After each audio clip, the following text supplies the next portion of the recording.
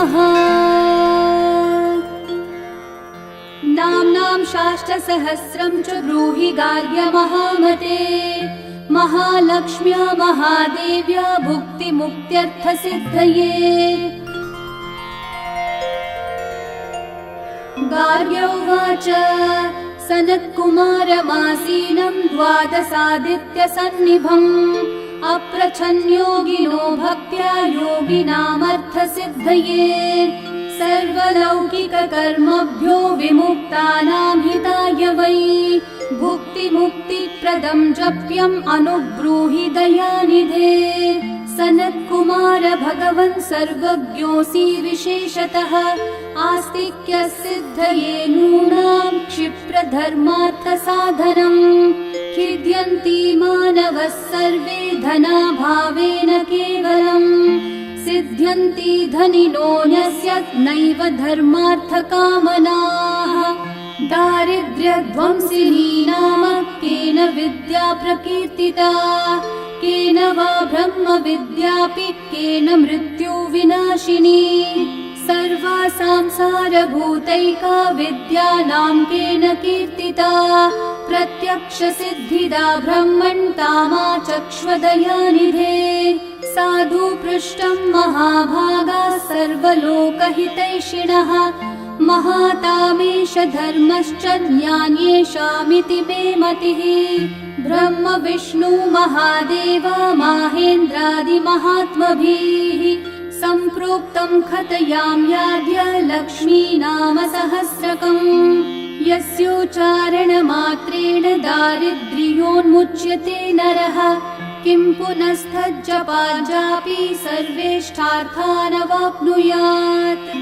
अस्य श्रीलक्ष्मी दिव्यसहस्रनाम स्तोत्र महामन्त्रस्य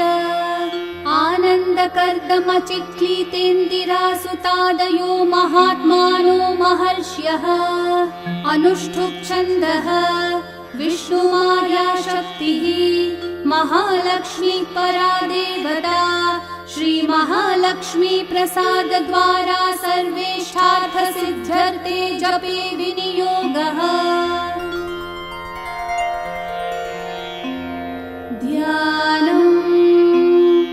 पद्मनाभप्रियां देवीं पद्माक्षीं पद्मवासिनीं पद्मवक्त्रां पद्महस्तां वन्दे पद्मामहर्निशम्। पूर्णेन्दुवदनां दिव्यरत्नाभरणभूषितां वरदाभयहस्ताढ्यां ध्यायेत् चन्द्रसहोदरीम्। इच्छारूपां भगवतः सच्चिदानन्दरूपिणीं सर्वज्ञां सर्वजननीं विष्णुवक्षस्थलालयां। दयालुमानिशं ध्यायेत् सुखसिद्धिस्वरूपिणीं नित्यागतानन्तनित्यानन्दिनी जनरञ्जिनी नित्यप्रकाशिनी चैव स्वप्रकाशा स्वरूपिणी। महालक्ष्मीर्महाकाली महाकन्या सरस्वती भोगवैभवसन्धात्री भक्तानुग्रहकारिणी। ईशावास्या महामाया महादेवी महेश्वरी ऋल्लेखा परमाशक्तिर्मात्रका बीजरूपिणी। नित्यानन्दा नित्यबोधानादिनी जनमोदिनी सत्यप्रत्ययनी चैव स्वप्रकाशात्मरूपिणी। त्रिपुरा भैरवी विद्या हंसा वागीश्वरी शिवा वाग्देवी च महारात्री कालरात्री स्त्रिलोचना भद्रकाली कराली च महाकाली तिलोत्तमा। काली करालवक्त्रान्ता कामाक्षी कामदा शुभा चण्डिका चण्डरूपेशा चामुण्डा चक्रधारिणी। त्रैलोक्यजयनी देवी त्रैलोक्यविजयोत्तमा। सिद्धलक्ष्मी क्रियालक्ष्मी मोक्षलक्ष्मी प्रसादिनी। उमा भगवती दुर्गा चान्द्री दाक्षायणी शिवा प्रत्यङ्गिराधरा वेला लोकमाता हरिप्रिया। पार्वती परमादेवी ब्रह्मविद्या प्रदायिनी। अरूपा बहुरूपा च विरूपा विश्वरूपिणी पञ्चभूतात्मिका वाणी पञ्चभूतात्मिका परा कालिमा पञ्चिका वाग्मी हविप्रत्यधिदेवता देवमाता सुरेशाना देवगर्भाम्बिका धृतिः संख्या जाति क्रिया शक्ति प्रकृत्य मोहिनी मही यज्ञ विद्या महाविद्या गुह्य विद्या विभावरी ज्योतिष्मती महामाता सर्वमन्त्र फलप्रदा दारिद्र्यध्वंसिनी देवी हृदय ग्रन्थि भेदिनी सहस्रादित्य संकाशा चन्द्रिका चन्द्ररूपिणी गायत्री सोम सम्भूतिः सावित्री प्रणवात्मिका शाङ्करी वैष्णवी ब्राह्मी सर्वदेव नमस्कृता सेव्य दुर्गा कुबेराक्षी करवीरनिवासिनी जया च विजया चैव जयन्ती चापराजिता कुब्जिका कालिका शास्त्री वीणा पुस्तकधारिणी सर्वज्ञ शक्ति श्री शक्तिर्ब्रह्म विष्णु शिवात्मिका ईढा पिङ्गलिका मध्यां मृणाली तन्तुरूपिणी यज्ञेशानी प्रथा दीक्षा दक्षिणा सर्वमोहिनी अष्टाङ्गयोगिनी देवी निर्बीज ध्यान गोचरा सर्वतीर्थस्थिता शुद्धा सर्वपर्वतवासिनी वेदशास्त्र प्रभा देवी षाडङ्गादिपदक्रमा शिवा धात्री शुभानन्दा यज्ञकर्म स्वरूपिणी व्रतिनी मेनका देवी ब्रह्माणी ब्रह्मचारिणी एकाक्षर परा तारा भवबन्ध विनाशिनी विश्वम्भरा धारा निराधाराधिकस्वरा राकाकुहूरमावास्या पूर्णिमानुमतिर्द्युतिः सिनीवाली शिवा वास्या वैष्णवदेवी पिशङ्गिया पिप्पला च विशालाक्षी रक्षोग्नि वृष्टिकारिणी दुष्टविद्राविणी देवी सर्वोपद्रवनाशिनी शारदा शरसन्धाना सर्वशस्त्रस्वरूपिणी युद्धमध्यस्थिता देवी सर्वभूतप्रभज्जनी अयुद्धा युद्धरूपा च शान्ता शान्तिस्वरूपिणी गंगा सरस्वती वेणी यमुना नर्मदापगा समुद्रवसना वासा ब्रह्माण्ड श्रोणि मेखला पंचवक्त्रा दशभुजा शुद्ध स्फटिक सन्निभा रक्ता कृष्णासित पिता सर्ववर्णा निरीश्वरी कालिका चक्रिका देवी सत्या तु वटुका स्थिता तरुणी वरुणी नारी ज्येष्ठा देवी सुरेश्वरी विश्वम्भरा धरा कर्त्री गलार्गला विभञ्जनी संध्या रात्रिर्दिवा ज्योत्स्ना कला काष्ठा निमेषिका पूर्वी कात्यायनी शुभ्रा संसारार्णवतारिणी कपिला कीलिका शोका मल्लिका नवमल्लिका देविका नन्दिका शान्ता भञ्जिका भयभञ्जिका कौशिकी वैदिकी देवी शौरी रूपाधिकातिभा दिग्वस्त्रा नववस्त्रा च कन्यका कमलोद्भवा श्री सौम्य लक्षणातीत दुर्गा सूत्र प्रबोधिका श्रद्धा मेधा वृत्ति प्रज्ञा धारणा कान्तिरेव च श्रुतिस्मृतिर्धन्या भूतिरिष्टिर्मनीषिणी विरक्तिर्व्यापिनी माया सर्वमाया प्रभञ्जनी महेन्द्री मन्त्रिणी सिंही चेन्द्रजालस्वरूपिणी अवस्थात्रय निर्मुक्ता गुणत्रय विवर्जिता ईषणात्रय निर्मुक्ता सर्वरोग विवर्जिता योगी ध्यानान्तगम्या च योग ध्यान परायणा त्रयी शिखा विशेषज्ञा वेदान्त ज्ञान रूपिणी भारती कमला भाषा पद्मा पद्मवती कृतिः गौतमी गोमती गौरी ईशानाहं सवाहिनी नारायणी प्रभाधारा जाह्नवी शङ्करात्मजा चित्रघण्टा सुनन्दाक्षी मानवी मनुसंभवा स्तम्भिनी क्षोभिनी मारी ब्राह्मिणी शत्रुमारिणी मोहिनी द्वेषिणी वीरा अघोरा रुद्ररूपिणी रुद्रैकादशिनी पुण्या कल्याणी लाभकारिणी देवदुर्गा महादुर्गा स्वप्नदुर्गाष्टभैरवी सूर्यचन्द्राग्निरूपा च ग्रहनक्षत्ररूपिणी बिन्दुनादकलातीता बिन्दुनादकलात्मिका दशवायुजयाकारा कला षोडश संयुता काश्यपी कमला देवी नादचक्रनिवासिनी मृडाधारा स्थिरा गुह्या देविका चक्ररूपिणी अविद्या शार्वरी भुञ्जा जम्भासुरनिबर्हिणी श्रीकाया श्रीकला शुभ्रा कर्म निर्मूलकारिणी आदिलक्ष्मी गुणाधारा पञ्चब्रह्मात्मिका परा श्रुतिर्ब्रह्ममुखावासा सर्वसम्पत्तिरूपिणी मृतसञ्जीवनी मैत्री कामिनी कामवर्जिता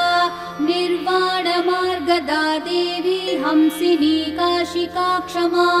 सपर्या गुणिनी भिन्ना निर्गुणा खण्डिता शुभा स्वामिनी वेदिनी शक्या शाम्बरी चक्रधारिणी दण्डिनी मुण्डिनी व्याघ्री शिखिनी सोमसंहतिः चिन्तामनिश्चितानन्दा पञ्चबाणाग्रबोधिनी बाणश्रेणी सहस्राक्षी सहस्रभुजपादुका सन्ध्यावलिस्त्रिसन्ध्याख्या ब्रह्माण्डमणिभूषणा वासवी वारुणी सेना कुलिका मन्त्ररञ्जनी जितप्राणस्वरूपा च कान्ता काम्यवरप्रदा मन्त्रब्राह्मणविद्यार्थी नादरूपा हविष्मती आथर्वणि श्रुतिशून्या कल्पनावर्जिता सती सत्ता जाति प्रमामेया प्रमिति प्राणदा गतिः अवर्णा पञ्चवर्णा च सर्वदा भुवनेश्वरी त्रैलोक्यमोहिनी विद्या सर्वभर्त्री क्षराक्षरा हिरण्यवर्णा हरिणी सर्वोपद्रवनाशिनी कैवल्यपदवी रेखा सूर्यमण्डल संस्थिता सोममण्डल मध्यस्था वह्निमण्डल संस्थिता वायुमण्डल मध्यस्था व्योममण्डल संस्थिता चक्रिका चक्र मध्यस्था चक्रमार्ग प्रवर्तिनी कोकिलाकुलचक्रेशा पक्षती पङ्क्तिपावनी सर्वसिद्धान्तमार्गस्था षड्वर्णावरवर्जिता शररुद्रहरा हन्त्री सर्वसंहारकारिणी पुरुषा पौरुषी तुष्टिः सर्वतन्त्रप्रसूतिका अर्धनारीश्वरी देवी सर्वविद्याप्रदायिनी भार्गवी भूजुषी विद्या सर्वोपनिषदा स्थिता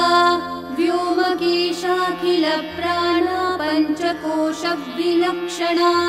पञ्चकोशात्मिका प्रत्यक् पञ्चब्रह्मात्मिका शिवा जगज्जराजनित्री च पञ्चकर्मप्रसूतिका वाग्देव्याभरणाकारा सर्वकाम्यस्थिता स्थितिः अष्टादश चतुष्षष्टि पीठिका विद्यया युता कालिका कर्षणश्यामा यक्षिणी किन्नरेश्वरी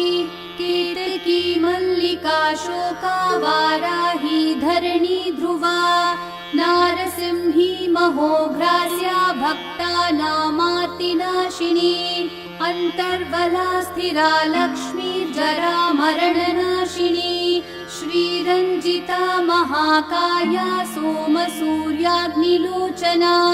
अदितिर्देवमाता च अष्टपुत्राष्टयोगिनी अष्टप्रकृति अष्टाष्ट विभ्राजद्विकृतिकृतः दुर्भिक्षध्वंसिनी देवी सीता सत्या च रुक्मिणी ख्यातिजा भार्गवी देवी देवयोनिस्तपस्विनी शाकम्भरी महाशोणा गरुडोपरि संस्थिता सिंहगा व्याघ्रगा देवी वायुगा च महादृगा अकारादिक्षकारान्ता सर्वविद्याधिदेवता मन्त्रव्याख्यान निपुणा ज्योतिश्शास्त्रैकलोचना ईढा पिङ्गलिका मध्या सुषुम्ना ग्रन्थिभेदिनी कालचक्राशयोपेता कालचक्रस्वरूपिणी वैशारदीमती श्रेष्ठा वरिष्ठा सर्वदीपिका वैनायकी वरारोहा श्रोणिवेला बहिर्बलिः जम्मिनी जिह्मणी जम्भकारिणी गणकारिका शरणी चक्रिकानन्ता सर्वव्याधि चिकित्सकी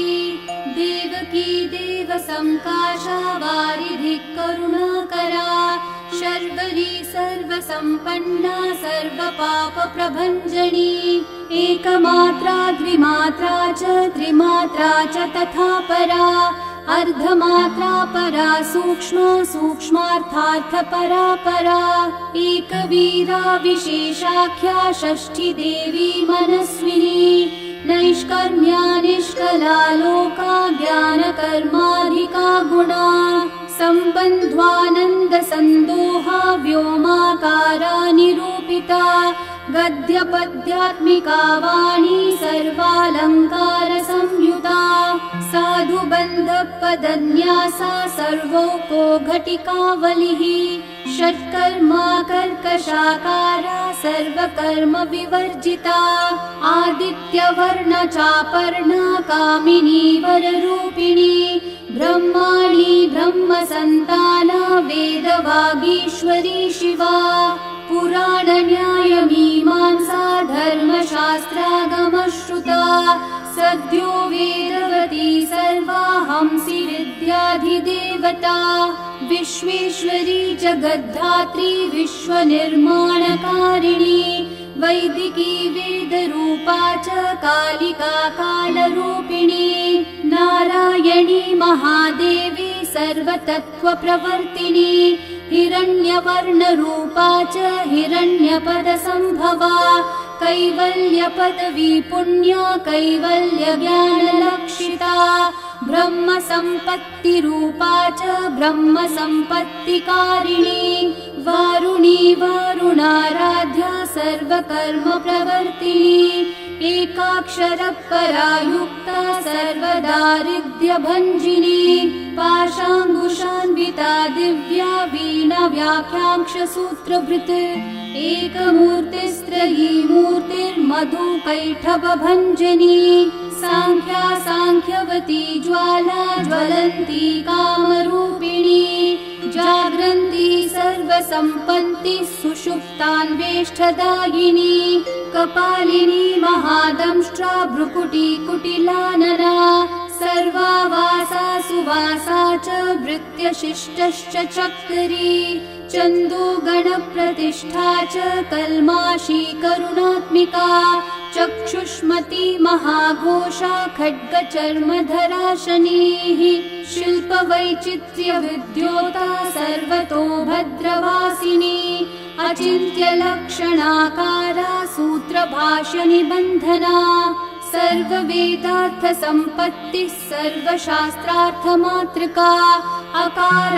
अकारादीक्षकारान्तः सर्ववर्णकृतस्थला सर्वलक्ष्मी सदानन्दा सारविद्या सदाशिवा सर्वज्ञा सर्वशक्तिश्च खेचरी रूपगोचरिता अणिमादिगुणोपेता पराकाष्ठा परागतिः हंसयुक्तविमानस्था हंसारूढा शशिप्रभा भवानी वासना शक्तिराकृतिस्थाखिलाखिला तन्त्रहेतुर्विचित्राङ्गी व्योमगङ्गा विनोदिनी वर्षा च वर्षिकी चैव गुह्यजुस्सामरूपिणी महानदी नदी पुण्या गण्या पुण्यगुणप्रिया समाधिगतलभ्यार्था श्रोतव्या स्वप्रिया घृणा नामाक्षरपरा देवी उपसर्गनखाञ्चिता निपातोरुद्वयी जङ्घा मातृका मन्त्ररूपिणी आशीना च शयाना च तिष्ठन्ती धावनाधिका लक्ष्यलक्षणयोगाढ्या ताद्रूप्य गणनाकृतिः सैकरूपा नैकरूपा सेन्दुरूपा तदाकृतिः समासतद्धिताकारा विभक्तिवचनात्मिका स्वाहाकारा स्वधाकारा श्रीपत्यार्धाङ्गनन्दिनी गम्भीरा गहना गुह्या योनिलिङ्गार्धधारिणी शेषवासुकि संसेव्या चपला वरवर्णिनी कारुण्याकार सम्पत्ति कीलकृन्मन्त्रकीलिका शक्तिबीजात्मिका सर्वमन्त्रेष्टाक्षय कामना आग्नेयी पार्थिवा आप्या वायव्या व्योमकेतना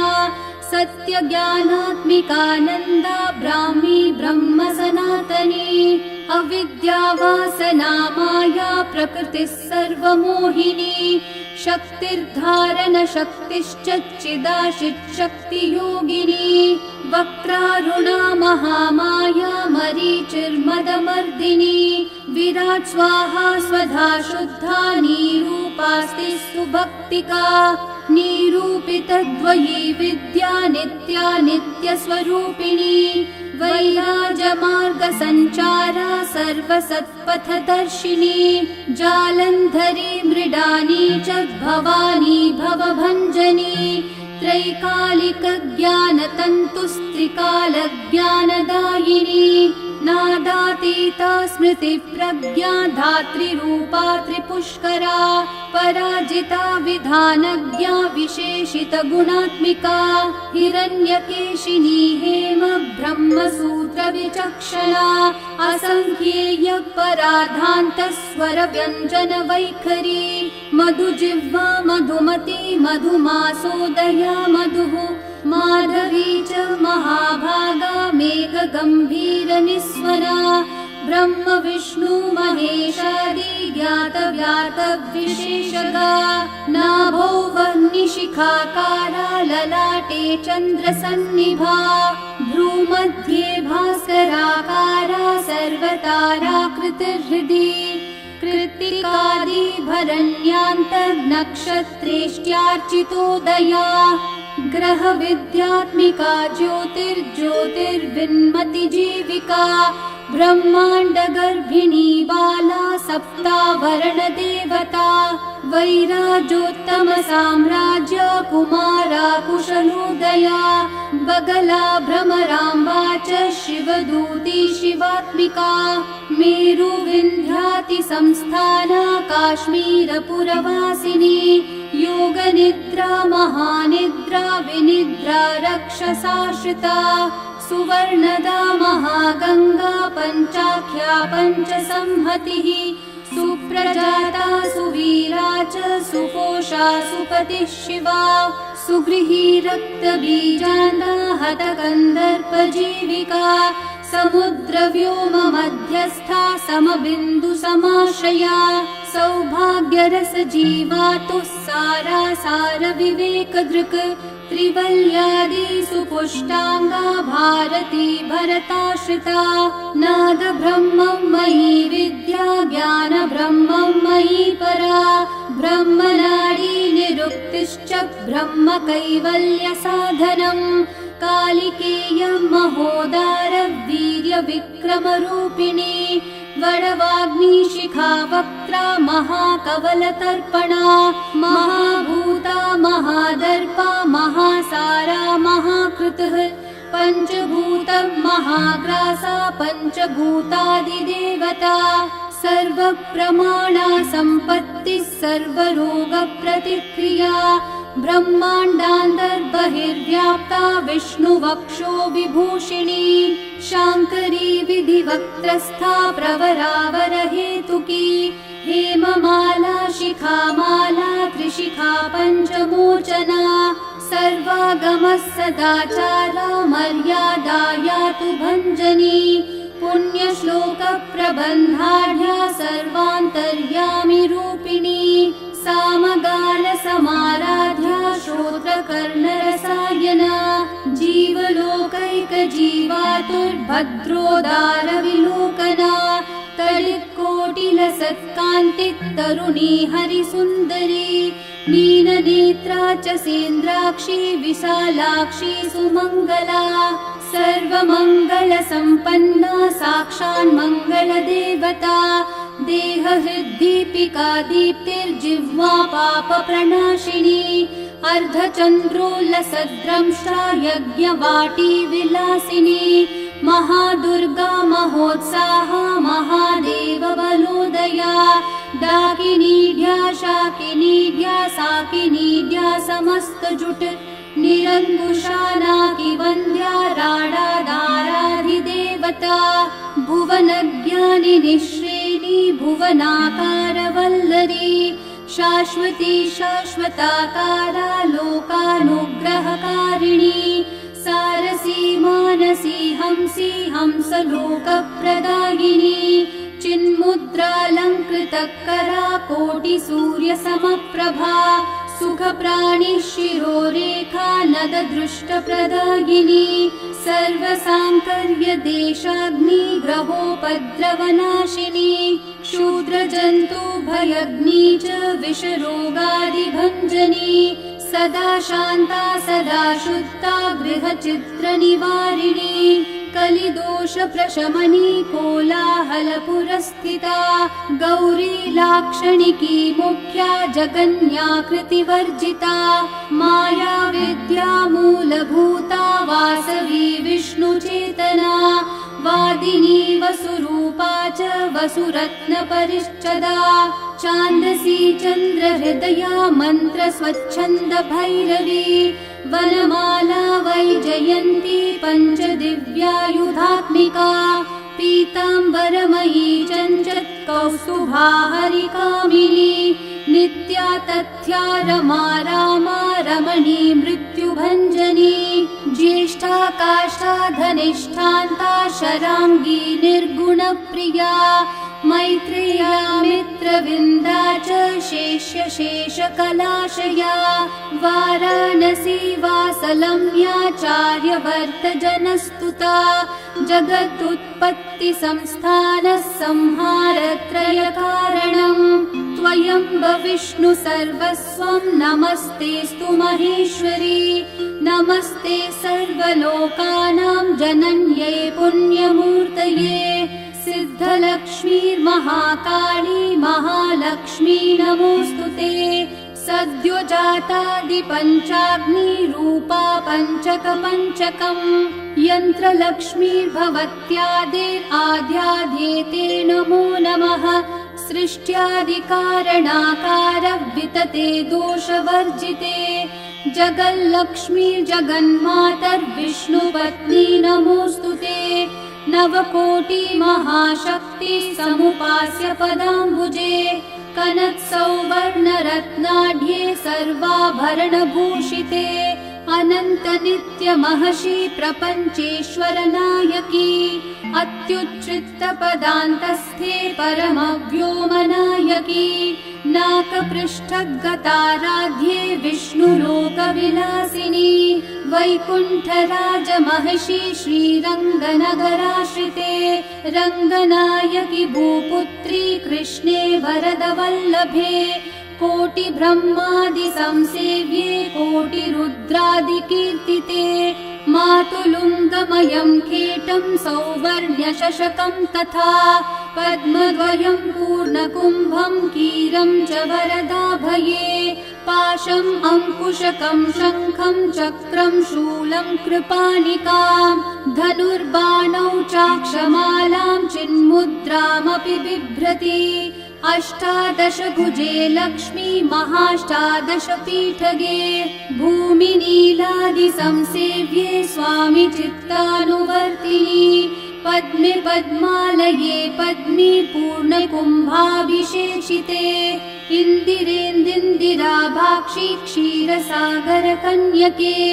भार्गवी त्वं स्वतन्त्रे च वशीकृत्य जगत्पतिः मङ्गलं मङ्गलानां त्वं देवतानां च देवता त्वमुत्तमोत्तमानां च त्वं श्रेयः परमामृतम् धनधान्याभिवृद्धश्च सर्वभौमसुखोच्छ्रया आन्दोलिकादिसौभाग्यं मत्ते भाति महोदयः पुत्रपौत्राभिवृद्धिश्च विद्याभोगबलादिकम् आयुरारोग्यसम्पत्तिरष्टैश्वर्यं त्वमेव हि परमेश विभूतिश्च सूक्ष्मात् सूक्ष्मतरा गतिः सदयापाङ्गसन्दत्त ब्रह्मेन्द्रान्दिपदस्थितिः अव्याहतं महाभाग्यं त्वमेवाक्षोभ्यविक्रमः समन्वयश्च वेदानामविरोधस्त्वमेव हि निःश्रेयसपदप्राप्ति साधनं फलमेव च श्रीमन्त्रराजराज्ञी च श्रीविद्याक्षेमकारिणी श्रीं बीजजपसन्तुष्टा ऐह्रीं श्रीं बीजपालिका प्रपत्तिमार्गसुलभा विष्णुप्रथमकिङ्करी क्लींकारार्थसवित्री च सौमङ्गल्याधिदेवता श्रीषोडशाङ्करी विद्या श्रीयन्त्रपुरवासिनी सर्वमङ्गलमाङ्गल्ये शिवे सर्वार्थसाधिके शरण्ये त्र्यम्बके गौरी नारायणि नमोऽस्तुते पुनः पुनर्नमस्तेऽस्तु साष्टाङ्गमयुतं पुनः। सनत्कुमार उवाच एवं स्तुता महालक्ष्मी बृहरुद्रादिभिः सुरैः नमद्भिरार्तैर्दीनैश्च निःस्वत्वैर्भोगवर्जितैः ज्येष्ठाजुष्टैश्च निःश्रीकैः संसारास्वपरायणैः विष्णुपत्नी ददौ तेषां दर्शनं दृष्टितर्पणम् शरत्पूर्णेन्दुकोट्याभधवलापाङ्गवीक्षणैः सर्वान् सत्त्वसमाविष्टान् चक्रे हृष्टावरं ददौ।